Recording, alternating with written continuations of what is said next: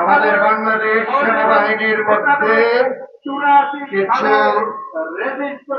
অন্য কোনো না কোনো ভাবে যারা অশান্তি সৃষ্টি করে সেরকম কিছু লোক ঢুকে পড়েছে এবং এটা নিয়ে বর্তমান বাংলাদেশ সরকার তারা অনেক চিন্তিত।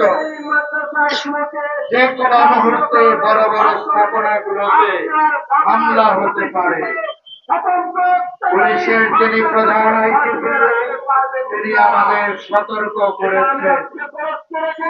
বাংলাদেশ সরকার আমাদের নিরাপত্তার ব্যবস্থা করেছে। সব ধর্মের বড় বড় স্থাপনাগুলোতে বিশেষ নিরাপত্তা দেওয়া হয়েছে। আমাদের পুলিশ, আমাদের বিজেপি, আমাদের বিডিআর, আমাদের সেনাবাহিনী তারা আমাদের সুরক্ষায় অনেক পরিশ্রম করে যাচ্ছে। আমি আমাদের মাননীয় প্রধানমন্ত্রীকে ধন্যবাদ দেই, কারণ তিনি শান্তি চান, তিনি সম্প্রীতি চান। বাংলাদেশের 16 কোটি মানুষ একটা পরিবার, তারা সবাই মিলেমিশে থাকুক, এটা আমাদের প্রধানমন্ত্রীর আন্তরিক ইচ্ছা। আমরা প্রধানমন্ত্রীর হাতকে শক্তিশালী করব, আমরা তার সাথে থাকব, আমরা পুলিশ বাহিনীকে শক্তিশালী করব, আমরা তাদের সাথে থাকব। আমাদের যারা আর্মি আছেন, বিমান বাহিনীতে আছেন, নৌবাহিনী আছেন, বিজেপিতে আছেন, র্যাবে আছেন, তাদের হাত শক্তিশালী করব। তা না হলে আমরা বাঁচব না। যে কোনো মুহূর্তে যে কোনো ধ্বংসলীলা বাংলাদেশেও শুরু হতে পারে, এরকম একটা ষড়যন্ত্র, এবং আমাদের সরকার সেটা বুঝতে পেরেছে, তারা নিরাপত্তার ব্যবস্থা করেছে।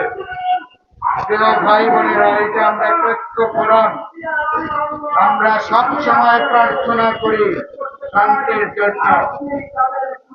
অত্যন্ত দুঃখের বিষয় যে আমাদের ভারত, আমাদের প্রতিবেশী রাষ্ট্র, যারা আমাদের মুক্তিযুদ্ধে অনেক ভূমিকা রেখেছেন, যারা একটা ধর্ম নিরপেক্ষ রাষ্ট্র, কিন্তু সেখানে এই যে নির্বাচন হয়ে গেল, এই বিধানসভার নির্বাচনে, বিশেষ করে পশ্চিমবঙ্গে, তামিলনাড়ুতে আমাদের মুসলিম ভাইদের উপর অনেক অত্যাচার হয়েছে, খ্রিস্টানদের উপর হয়েছে। তাই তারা যেন সতর্ক হয়ে যান, তারা যেন আমাদের নিরাপত্তা দেন। কারণ পৃথিবীর যে কোনো দেশে সংখ্যালঘু যারা, তারা যদি নিরাপদে না থাকে, তাহলে যারা সংখ্যায় বড় তারা নিরাপদে থাকতে পারবে না। এটা তাদের মনে রাখতে হবে। আমরা বাংলাদেশে যারা ক্ষুদ্র হিন্দু বৌদ্ধ, আমরা যারা আছি খ্রিস্টান, আমাদের বাংলাদেশ সরকার, সব সরকার